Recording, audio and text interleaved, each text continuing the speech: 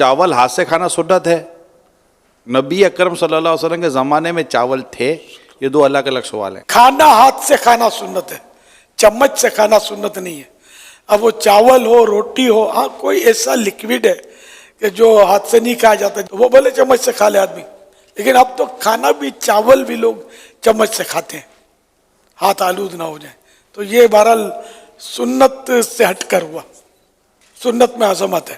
حضرت مولا علی کرم اللہ وجہہ الکریم نے بیان فرمایا کہ حضور اکرم صلی اللہ علیہ وآلہ وسلم نے ارشاد فرمایا، دنیا بھی کھانے کا سردار گوشت ہے، اس کے بعد چاول۔